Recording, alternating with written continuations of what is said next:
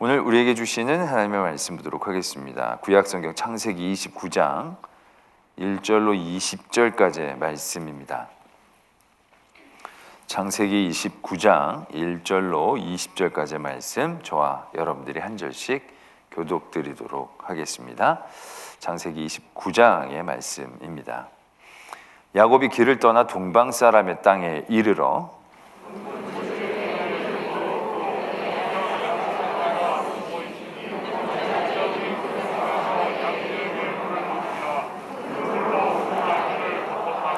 모든 떼가 모이면 그들이 우물 아귀에서 돌을 옮기고 그 양떼에게 물을 먹이고는 우물 아귀 그 자리에 다시 그 돌을 덮더라.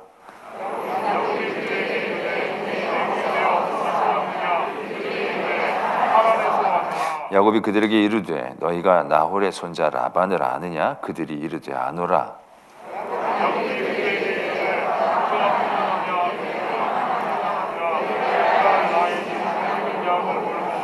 야곱이 이르되 해가 아직 높은즉 가축 모일 때가 아니니 양에게 물을 먹이고 가서 풀을 뜯게 하라.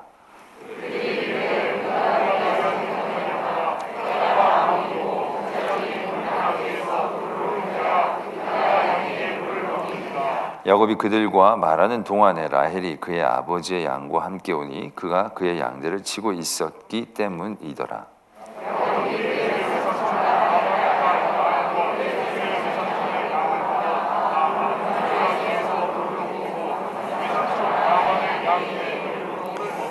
그가 라헬에게 입맞추고 소리내어 울며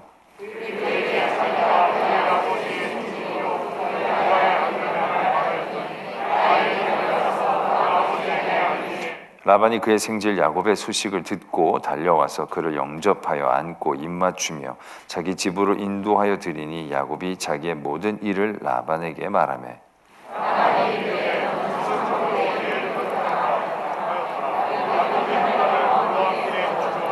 라반이 야곱에게 이르되 내가 비록 내 생질이나 어찌 그저 내 일을 하겠느냐. 내 품삯을 어떻게 할지 내게 말하라.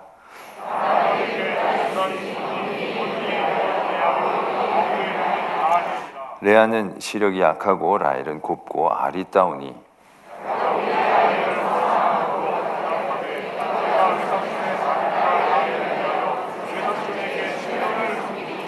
라반이 이르되 그를 내게 주는 것이 타인에게 주는 것보다 나으니 나와 함께 있으라. 야곱이 라헬을 위하여 7년 동안 라반을 섬겼으나 그를 사랑하는 까닭에 7년을 며칠같이 여겼더라. 아멘. 하나님의 말씀입니다. 야곱이 베델에서 하나님을 만나고 힘을 내어 그 길을 떠나게 됩니다.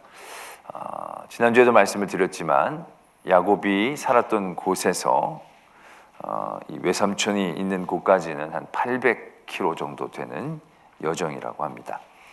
그 여정을 이제 힘내어 떠나게 됩니다. 그래서 어느 정도 동방 사람의 땅에 이르게 되었을 때 한 우물을 발견하게 됩니다. 양을 보게 되었고 양떼가 있었으면 분명히 목자가 있었을 터이니까요. 그 목자에게 가서 묻습니다. 어디서 왔냐고. 그랬더니 그들이 하란에서 왔다고 얘기를 하는 겁니다. 안 놀라시는 거죠. 그렇죠. 그 하란이 지금 외삼촌이 사는 집이거든요. 어느 정도 방향을 맞춰서 왔는데 사람을 만났는데 라반에 대해서 묻고 싶어서 어디에서 왔냐 그랬더니 하란에서 왔다고. 외삼촌이 사는 데가 하란인데 그러면 우리 외삼촌 라반을 아느냐고 이제 묻는 거죠. 잘 안다고. 그래서 아직 살아 계시느냐고. 지금 그 리브가가 그 집에서 떠나고 이 야곱이 지금 다시금 그 외삼촌을 찾아가는 그 시차가 한 90여 년 된다고 합니다. 90년이 지난 겁니다. 그 전에 무슨 소식을 오고 갔는지 모르겠지만 그게 어디 쉬운 시대였겠습니까? 그러니까 외삼촌이 그쪽에서 살고 있고 그쪽에 있다는 것은 알지만 지금 외삼촌이 어떻게 지내는지는 솔직히 알 수가 없는 상황이지요. 그래서 이제 정처 없이 내려오는 거죠. 뭐 많은 생각과 고민들이 있을 수밖에 없는 상황이었죠. 첫 사람들을 만났는데 그 사람들이 하란에서 왔다고 얘기를 하는 겁니다. 이거 완전히 뭐 진짜 한양에서 김서방 찾기와도 같은 거였는데 너무 그 김서방 집 앞에 다다른 것이죠. 하란에 대해서, 아니 라반에 대해서 아느냐 했더니 잘 안다고. 근데 또 그때 마침 그 라반의 딸 라헬이 그 양을 몰고 그쪽으로 오고 있는 것입니다. 얼마나 이게 기가 막힌 상황이겠습니까? 비슷한 상황 하나가 떠올리지 않습니까? 그 아브라함이 리브가를 찾으러 갈 때 그 종이 이와 거의 흡사한 상황들, 순적하게 만나게 해달라고 했더니 거의 바로 처음에 리브가를 만나게 되죠. 그때 그 모든 것들이 하나님의 섭리 가운데 있었음을 이제 알게 되는 거죠. 거의 그거와 흡사한 상황들이 지금 벌어지고 있는 것입니다. 하나님께서 함께한 사람의 그 길이 얼마나 순적히 순탄하게 진행되어지고 있는가를 발견하게 됩니다. 뭐 진짜 척척척척 들어맞는 거죠. 갔더니 하란에서 온 사람이고 아냐고 그랬더니 그 딸이 오는 것이고, 그래서 그 딸을 만나가지고 그 딸에게 껴안고 다 인사를 나눴더니 그 딸이 바로 가서 얘기해가지고 바로 거의 일사천리로 외삼촌의 집까지 무사하게 도달하게 되는 그 과정들을 보게 되는 거죠. 하나님께서 베델에서 그 복을 약속하신 이후에 어쩌면 그에게 있어서 이 모든 과정들은 그가 이 정말 꿈인가 생신가 어떻게 보면 고민할 수 있는 상황 가운데 아주 확실하게 하나님께서 그 사인을 주셨다라고 볼 수 있는 대목이다라는 거죠. 그게 단을 쌓고 하나님께 그렇게 서원을 했지만 꿈속에서 본 것이었기 때문에 생생하다 할지라도 시간이 지나고 여러 가지의 어려움이 닥치게 되면 사람들로서 분명히 고민할 수 있게 되는 대목일 겁니다. 그게 내가 진짜 꿈이 하나님께서 진짜 오신 게 맞나? 아닌가? 시간이 지나면 모든 게 좀 긴가민가해질 수 있는 의심의 시간대를 만나게 되는데 하나님은 그런 여유를 주시지 않고 그에게 아주 확증하는 형통함을 주시는 거죠. 그 아브라함의 종도 보면 그 모든 일들이 정말로 딱 와서 자기가 이러한 것들을 바랬고 와서 낙타물까지 주는, 근데 낙타물까지 주는 여자를 처음에 만난 거예요.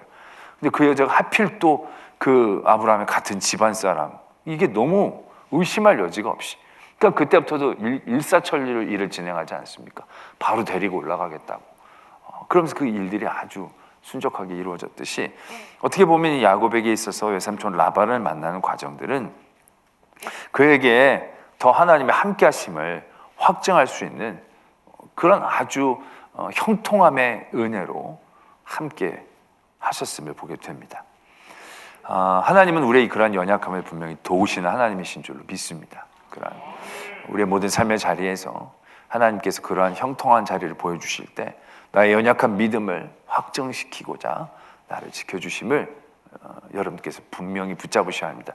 일이 잘 되는 건요, 그 다음에 또 일이 안 좋아지면 금방 잊혀질 일들이 되는 겁니다. 그런데 그 일들이 형통하게 되어지는 것이 나의 연약한 믿음을 하나님께서 확증해 주시기 위한 증거라고 얘기한다면 그 다음에 어떠한 일들을 만날지라도 이 하나님의 은혜에 대한 가치는 떨어지지 않는 거죠. 오히려 그때 주시는 그 확증을 가지고 그 모든 문제들을 또 이겨나갈 수 있는 그러한 힘이 되어지는 거죠. 저희가 그 송구영신 예배 쭉 통해서 우리가 민수기의 그 아론의 제사장의 축복을 우리가 나눴는데 거기도 결국 그러한 내용들이 포함되어 있습니다. 하나님이 우리를 지키시죠. 하나님이 우리에게 은혜를 주십니다. 그 자체도 너무 좋은 거예요. 그렇지만 그게 그 자체 이상의 의미를 갖고 있는 겁니다. 하나님 지키셔서 내가 그때 무사했어요? 무사한 게 중요한 게 아니에요. 하나님 나를 지키셨구나. 그렇게 하나를 딱 우리가 붙잡는 거예요. 하나님께 우리가 한 발자국 더 나갈 어떤 계단을 얻는 것 같은 거죠. 은혜를 우리가 베푸신 은혜를 받았어요. 뭐 만나를 얻고 메추라기를 얻고 그 만나 먹으면 끝인 거예요. 메추라기 먹으면 끝나는 거예요. 근데 그렇게 내가 누리는 은혜가 아니라 하나님이 주신 은혜구나 라는 그 깨달음을 분명히 붙잡을 수 있다면 우리가 하나님 앞에 나가는 계단 하나를 더 얻는 거죠. 그래서 그게 하나하나씩 쌓이는 거예요. 나를 지켜주시고 내게 은혜를 베풀어 주신 것이 여호와께로 나아가는 나의 그 발판을 조금씩 다져나가는 증거가 되어지는 거죠. 그러한 든든함이 내 안에 쌓여지게 되면 그 다음부터는 평강이 주어지는 겁니다. 평강은 그때 얘기가 아닌 거예요. 모든 삶을 통해서 내 마음을 붙잡아 주시고 삶을 인도해 주시는 하나님과의 강한 결속력이거든요. 하나님을 향한 강한 신뢰거든요. 그게 되면 힘들고 어려운 일들이 그 다음에도 분명히 닥칩니다. 그러나 그런 일들이 닥칠 때에도 마음이 평강할 수 있는 거죠. 모든 그러한 위기와 시험들을 뛰어넘을 수 있는 내 안에 영적인 힘이 되어지는 거죠. 하나님의 인도하심에 대한 길들이 되어지는 거죠. 어떻게 보면 이렇게 형통하게 하나님께서 해주신 것은 오늘 이 사건에서 보게 되어지는 놀라운 하나님의 인도하심임을 깨닫게 되어진다는 거죠. 그러면서 우리가 오늘 읽은 말씀 가운데에서 두 가지의 것들을 눈여겨볼 필요가 있습니다. 이건 야곱에 대한 얘기인데요.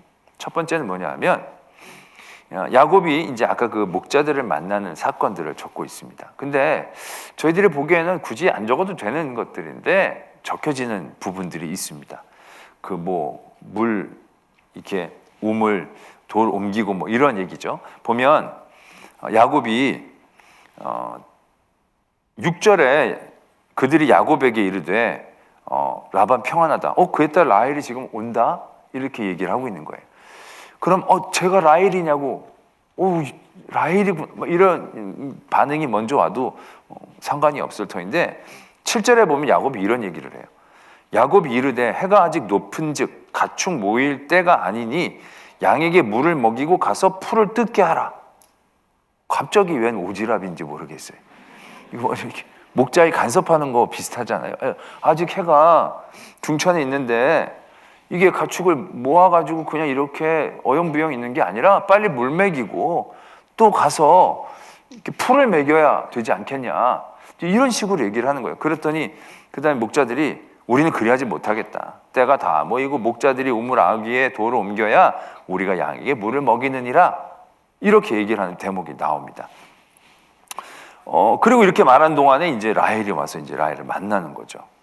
이 대목이 어떻게 이해가 되어져야 하느냐면 이 목자들이 사람들이 더 모일 때까지 이렇게 차일피일 미룩 양떼들을 거기다 두고 이제 방치하는 거죠.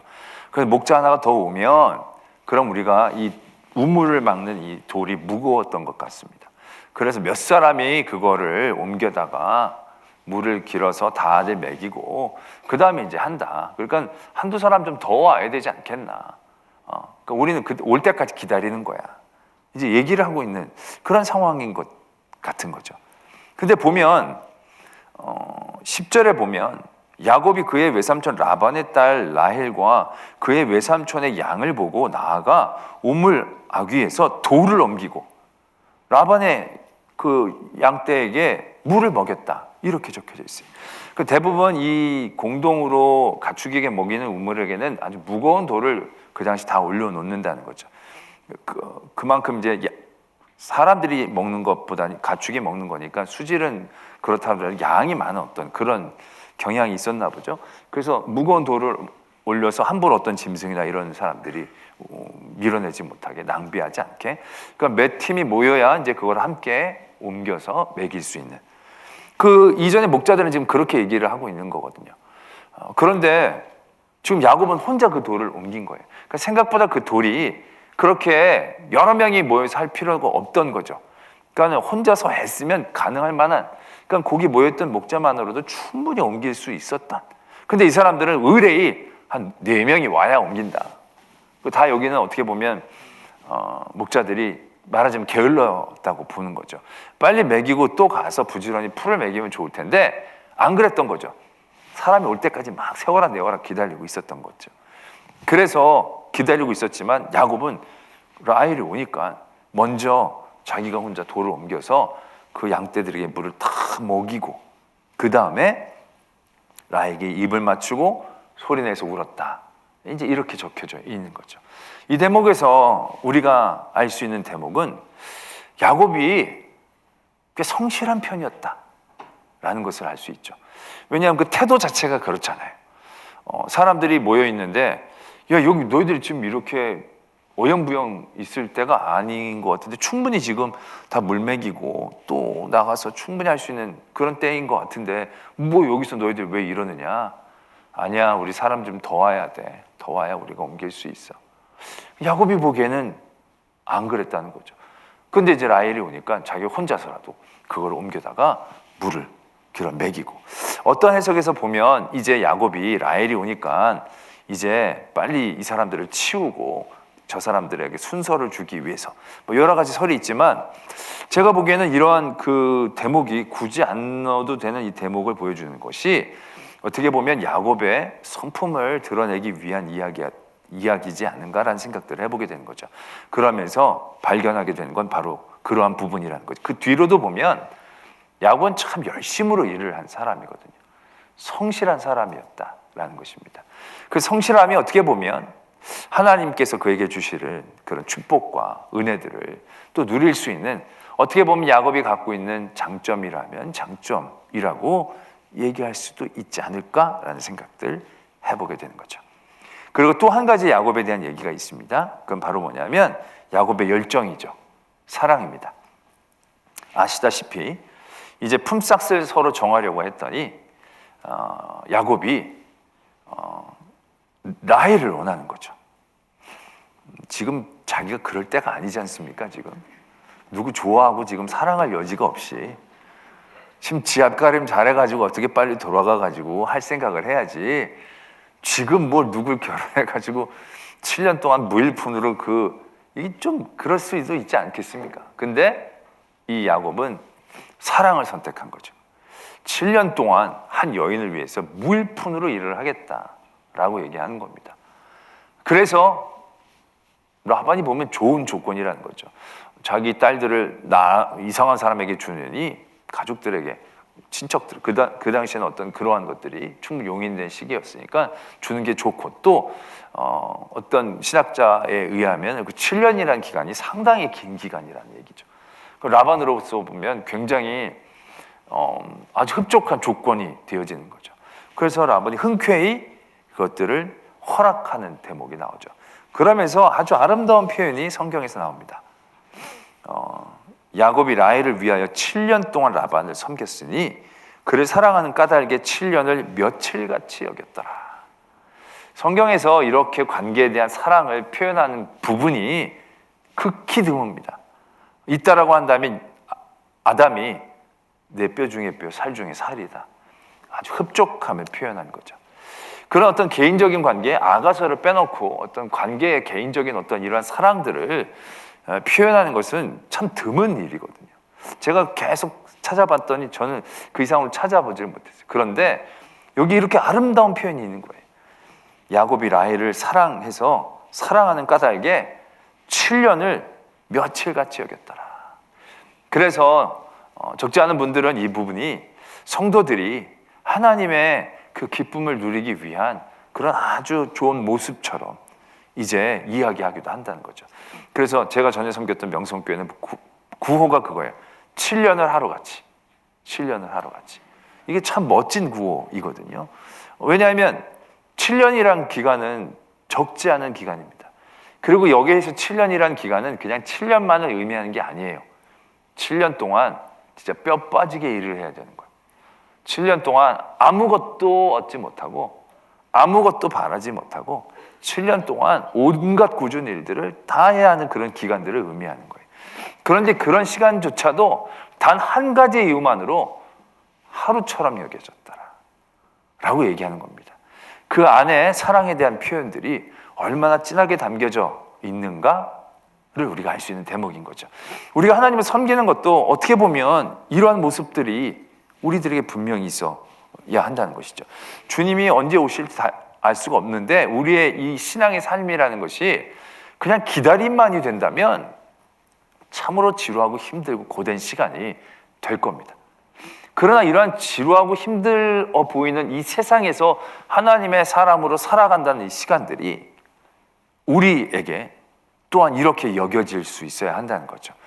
주님이 다시 오시는 것이 막 기다려지지만 그 기다림이 너무 힘들고 지루한 기다림이 아니라 그 기다림이 나의 삶의 자리에서 내 삶의 질을 바꿔놓는, 그것이 어떻게 가능할 수 있느냐? 다른 것이 아니라는 거죠. 내가 구원받을 생각? 내 복, 내 은혜 이런 것만 생각하면 우리는 수없이 많은 유혹 가운데 흔들릴 수밖에 없습니다. 그러한 모든 세상의 유혹과 위협들 가운데서 우리가 주님이 오실 그때까지 흔들리지 않고 갈 수 있는 가장 좋은 방법이 뭐냐? 사랑이라는 거죠. 사랑. 우리가 예수 그리스도를 사랑하게 되면 우리가 모든 이 세상에서 힘들고 어려운 고난들, 또 유혹들, 그런 유혹들을 뿌리친다는 괴로움들, 그런 모든 것들이 그렇게 무겁고 힘들게 여겨지지 않는 거죠. 수일처럼 여겨지는 거죠.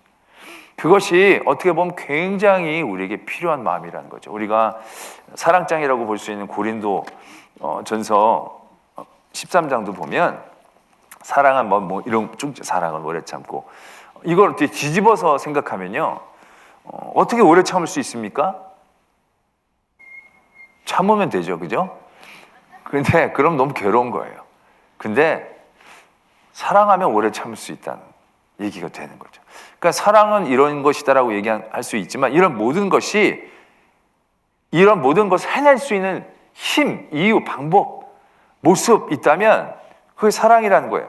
어떻게 시기하지 않을 수 있습니까? 사랑하면 그렇게 될 수 있는 거예요. 막 자랑하거나 교만하지 않을 수 있습니까? 사랑하면 그렇게 된다는 거예요.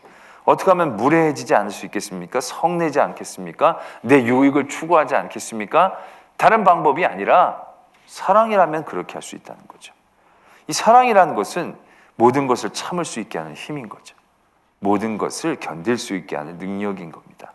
근데 그것이 참고 견디는 능력이라고 얘기하면 우리가 막 힘들고 어려운 관계들을 생각하지만, 솔직히 참고 견디는 것이 우리가 보기엔 참고 견디는 거지만 사랑하는 사람에게는 수일처럼 여겨질 수 있는, 며칠 내로 지나갈 수 있는, 사랑하는 사람을 위해서 참고 사랑하기 때문에 견디고, 그러면 그 모든 나의 견딤은 어떻게 보면 사랑의 행위가 될 수 있는 거죠. 생각해 봅니다. 7년 동안 야곱이 막 정말 온갖 굳은 일을 들에서 막 다 시키는 거예요. 막 땀 삐질삐질 흘리고 막 오는 거야. 근데 라헬이 저쪽에서 이렇게 쳐다보고 있으면 야곱이 어떻겠습니까? 이거 너를 위한 땀이야. 그거 얻기 위해 흘린 땀이잖아요. 그냥 부끄럽거나 그러질 않았을 것 같아요. 야, 뭐 이거 다 너를 위해서 내가 그의 모든 고생, 모든 애씀, 라헬을 위한 것이고, 라헬이 지나가면 안타까운 마음으로 볼 때마다 막 너무 마음이 흥분되고 좋고, 사내 연애가 재밌는 것 같습니다. 그래서 그죠? 저도 사내 연애를 조금 해봐서 아는데 아주 재밌습니다. 그거 그죠? 이 야곱은 그러한 어떠한 모습들을 우리에게 나타내고 있다라는 것입니다. 그래서 어떻게 보면 이 성도들에게 야곱이 갖고 있는 이러한 장점들, 성실함, 일에 대한 성실함과 열정들, 그런 것들이 우리들에게 분명히 요구되어지는 모습이다라는 생각들을 해보게 됩니다. 그러나 오늘 우리는 이 사건 가운데에서 야곱의 성실함, 야곱의 사랑, 이것보다도 더 중요하고 경계해야 할 모습들을 발견하게 됩니다. 야곱이 성실해서 하나님의 은혜를 온전히 누릴 수 있는 토대가 되어지긴 했습니다. 그러나 성실했기 때문에 하나님의 복을 더 빨리 받거나 성실했기 때문에 더 큰 복을 받았다라고 말씀은 얘기하고 싶어 하시는 건 아닙니다. 말씀이 오늘 얘기하고 싶어 하시는 것은 또 다른 면에 또 다른 모습이 있는 것을 보게 됩니다. 아까도 말씀을 드렸지만 야곱이 그런 우물가에서 여러 가지 정황들, 사건들을 통해서 야곱이 참 성실하구나 라는 것을 어느 정도 우리가 느낄 수 있습니다. 그건 우리만 느낀 게 아닌 것 같습니다. 외삼촌도 그걸 느낀 것 같아요. 외삼촌이 야곱이 쭉 한 달 동안 자기 집에서 일을 돕는 걸 보니까 잘하거든요. 잘하니까 이 라반이 야곱에게 제안을 합니다. 야, 너가 아무리 조카지만 무보수 일하는 건 아닌 것 같다. 싹쓸 정하고 그래서 너가 싹쓸 받으면서 일을 하자. 이렇게 이야기를 하는 대목을 보게 됩니다. 우리 이 부분을 보면 어떻게 보면 굉장히 라반이 생각해서 하는 것 같은 그러한 느낌을 받게 됩니다. 그런데 이 이후에 라반의 여러 가지 행동을 미루어서 보면 지금 라반은 야곱의 성실을 이용하려고 한다는 겁니다. 아들에게도 이런 싹쓸 정하고 계약을 하겠습니까? 아들에게는 안 할 겁니다. 딸에게도 안 할 겁니다. 왜? 다 네게 내 거고 내게 네 거니까. 그래서 걔네들이 열심히 하면 나중에 그냥 떼어주면 되잖아요. 가족인데. 가족끼리 무슨 싹쓸 정하고 그래요? 그런데 라반은 그 계약을 맺으면서 그 계약을 통해서 뭔가 자기의 이익을 취하고 야곱의 성실함을 이용하려는, 말하자면 제도를 만들려고 하는 시도를 본다는 거죠. 그래서 나중에서 보면 야곱이 라반에게 그런 말들을 많이 하거든요. 내 품삯을 몇 번이나 번복했다고. 그러니까 라반은 철저히 이 야곱의 능력, 야곱의 성실함을 바라보고 그걸 이용해 먹으려고 한다는 거죠. 결국 그래서 그가 라헬을 이제 아내로 얻는데, 아마 이 야곱도 좀 짧게 얘기했어도 괜찮았을 터인데 아마 라반에 대해서 어느 정도 파악을 했는지 7년 아주 여유 있고 넉넉하게 잡는 거죠. 결국 그의 성실함은 세상에서는 굉장히 공격과 이용의 대상이 되어지는 것을 본다는 거죠.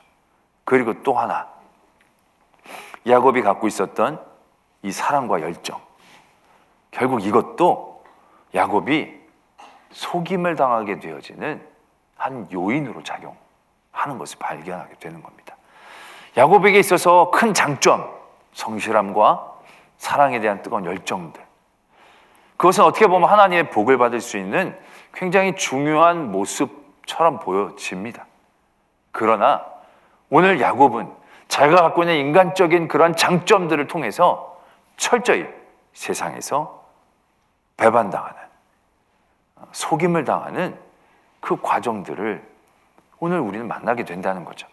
라반과의 계약, 이건 라반이 야곱을 착취하려고 하는 시작인 겁니다.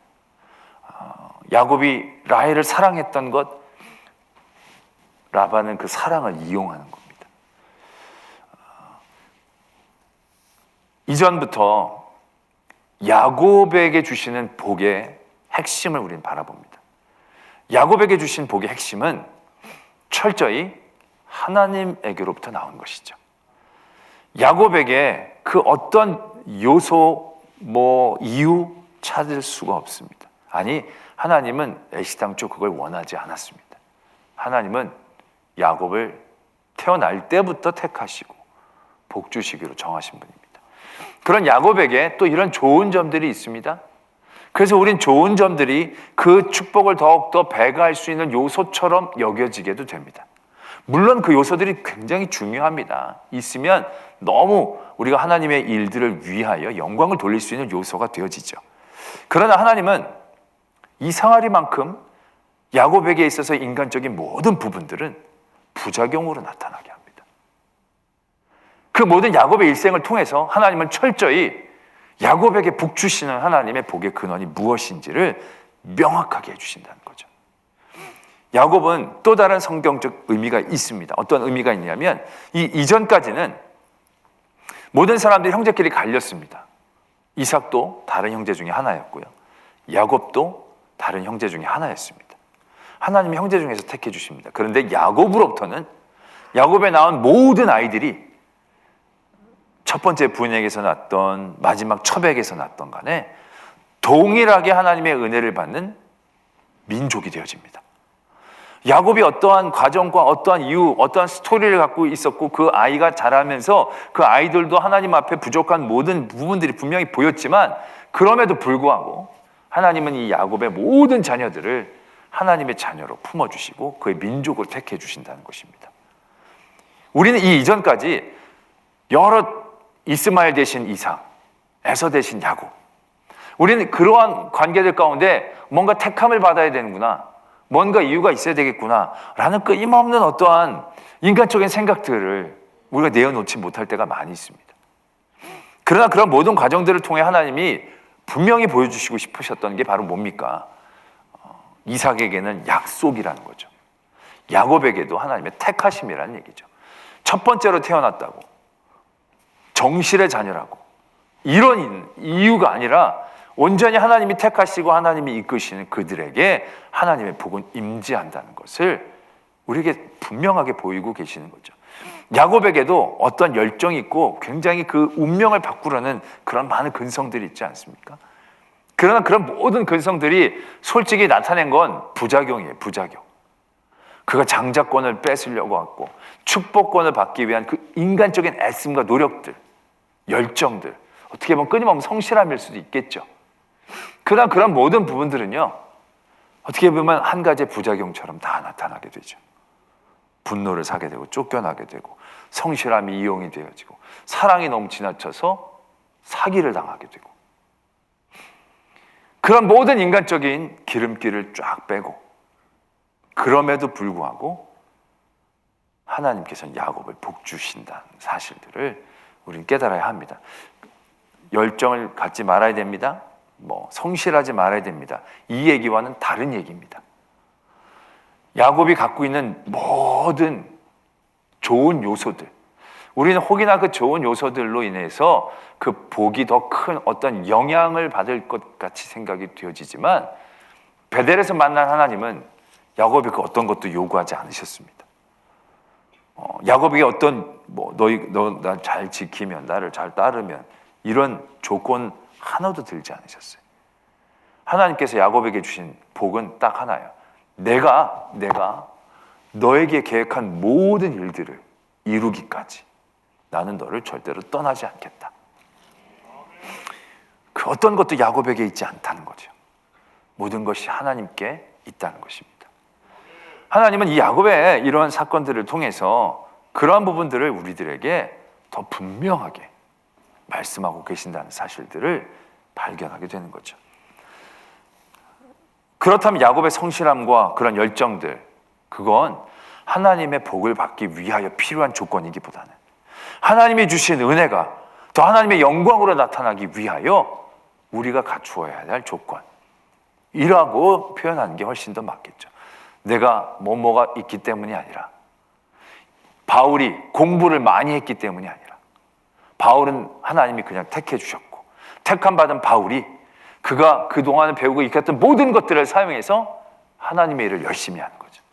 하나님의 일을 열심히 하기 위해 많이 배운 사람을 택한 게 아니고 하나님이 바울을 택하셨기 때문에 바울은 자기에게 있는 것으로 하나님의 일을 한 겁니다. 그게 바울이 아니라 만약에 베드로였다면 베드로, 그가 갖고 있는 어떠한 능력으로 또 하나님의 일들을 할 것입니다. 베드로도 아니고 바울도 아니고 그 어떤 사람이었다면, 바나바가 만약에 그런 사람이었다면 외국말을 많이 하지 못하고 베드로처럼 그건 욱하는 열심인 건 없다 할지라도 그가 갖고 있는 아름다운 성품으로 하나님의 일들을 하는 거죠. 그것 때문에 하시는 게 아니라, 그것 때문에 하나님이 하시는 게 아니라, 우리 때문에 아니라 하나님 때문이죠. 그래서 우리가 하나님이 나를 택해 주셨을 때 분명히 알아야 될 건, 내가 어떤 이유가 있어서가 아니라, 내가 뭔가 이유 찾는다면 그 이유는 하나님이 나를 택하신 이유가 아니라 내가 하나님 앞에 영광을 돌려야 될 길이 되어질 수 있는 것이죠. 그렇게 하나님의 일들을 이해해야 하는 것입니다. 오늘 야곱의 이러한 사건들을 바라보면서 오늘 우리는 우리들의 삶의 자리들을 바라봅니다. 어줍지 않게 잘하는 몇 가지로 내가 복받을 수 있었다라고 생각하는 우리들, 그것이 아니었고 우리를 사랑하신 하나님의 사랑 때문이었고, 그래서 우리는 그 사랑을 더욱더 신뢰하며 나아갈 때 우리에게 주신 또 다른 여러 가지 것들이 하나님의 또 다른 영광과 역사의 시작이 될 수 있음을 깨닫기를 소망합니다.